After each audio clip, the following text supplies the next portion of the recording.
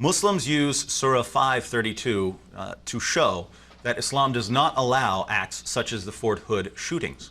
And interestingly, they completely rip it out of context. They ignore the verses that come before it. They ignore the verses that come after it. And they even take out parts of the verse itself in order to deceive people into thinking that this verse prohibits and condemns killing. Now, the reason this is so disturbing is now it's even being put out without without giving a reference, so that no one can even look it up. And not just on private blogs or in conversation, but from major media organizations. This is according to CNN. A Muslim named Arsalan Iftikhar wrote an article. It was published on CNN. The article is titled, "Murder Has No Religion," and he begins. This is the only evidence he gives. He begins, "Most of the world's 1.57 billion Muslims know that the Holy Qur'an states quite clearly that anyone who kills a human being, it shall be as though he has killed all of mankind. If anyone saves a life, it shall be as though he has saved the lives of all mankind." Notice how he quotes this passage, because think about what the passage actually says when I quote it to you. As he has described it for his Western readers who aren't familiar with the Quran, the passage reads, "Anyone who kills a human being, it shall be as though he has killed all mankind." So anyone who kills someone, it is as though he killed all mankind. This is what the Quran teaches. So if you're a Fort Hood shooter, should you be killing anyone? No, anyone you kill, it's as if you're killing all mankind, and you obviously shouldn't kill all mankind. Now, when we are given a passage, we have to consider various things. One, we certainly want to consider what the verse actually says, rather than the verse as it's been altered and dissected by Muslim propagandists in the West. And also, we want to consider the context. What is the point of the verse? What came before it? What came after it? These are the things we want to look to. And when we look to this context for this passage, it means the exact opposite of what this Muslim is saying it means. First of all, let me just give to you what the actual verse itself says before he altered it and took parts out. This is what the verse actually says. "For this reason did we prescribe to the children of Israel." Notice what this says. This isn't saying, "and we have revealed to you Muslims." This is saying that this is a law that was given to the Jews, the children of Israel, and this comes from the Talmud. Interestingly, it's not a revelation from God at all. It's a comment by a Jewish rabbi. But he says, "For this reason did we prescribe to the children of Israel, that whoever slays a soul, unless it be for manslaughter or for mischief in the land," unless it be for manslaughter or for mischief in the land. He cut that part out. He cut out the part about this being for the Jews, and he cut out the part about you being allowed to kill people for spreading mischief in the land or for manslaughter.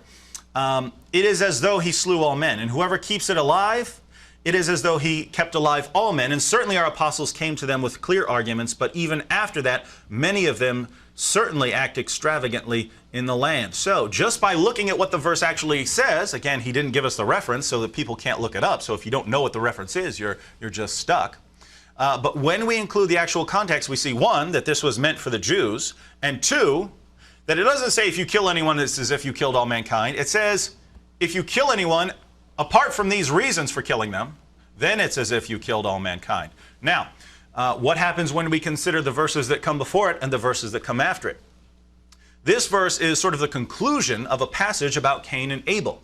So Cain decided to kill Abel, and Abel says in the Quran, if you raise up your sword against me, I'm not going to raise up my sword against you. I will not defend myself if you come to kill me, Cain.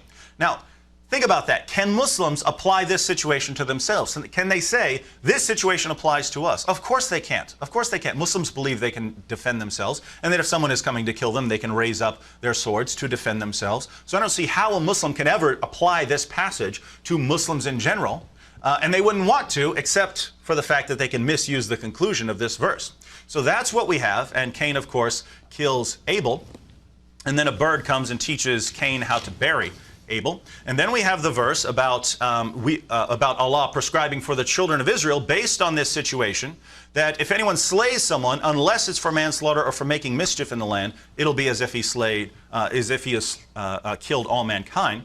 And now we've considered the context before, and let's consider the verse after.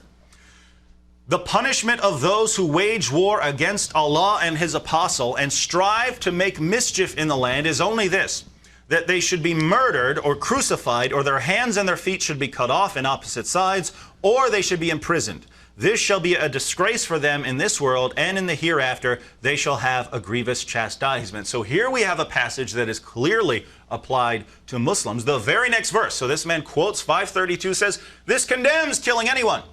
What does the very next verse say? The punishment of those who wage war against Allah, so you're fighting against Islam, you're fighting against Muslims, and strive to make mischief in the land, if you're causing problems in Muslim lands, the punishment for this is that they should be murdered or crucified, or that their hands and feet are cut off, or that they be imprisoned. Think about this, because when we go to the commentators, we find out what these terms mean, what it means for spreading mischief in the land. Spreading mischief in the land can apply to all things, all kinds of things.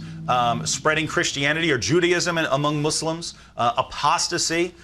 Definitely, if you're bringing a military into a predominantly Muslim country and trying to conquer or enforce your own sort of government on them, this will qualify as spreading mischief in the land. But what we find is that if you're waging war against Islam, if you're in a war against Muslims, or if you're in Muslim countries trying to spread trouble, according to Islam, then Muslims are supposed to kill you. Think about Fort Hood. It's a military base, the military base of the United States of America, which is in a war with more than one predominantly Muslim country. The people who were killed were mostly people who are about to be deployed to these Muslim countries to go and, according to Islam, spread mischief, enforce the will of the United States in these countries.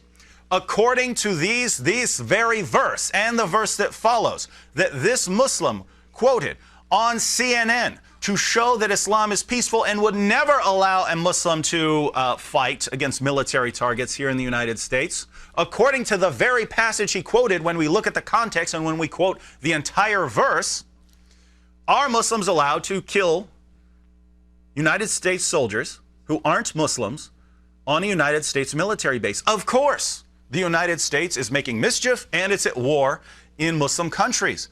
The very passage he's quoting specifically declares that a Muslim can kill these people. And Muslims twist it and make it sound as if this passage says that you can't. This is outright deception, and they get away with it not just in one-on-one conversations, but on the major media networks. And if you inform the media of this, if you call up CNN and say, let me tell you what this passage actually says, hey, read the entire verse, not how he misquoted it. Read the next verse and see what it says. Let's pull out the commentaries. Let's see what these passages mean. It's obvious what they mean. Of course this guy's misusing the passage. They will not care. It will not bother them that they are being used by Muslims to spread deception about Islam.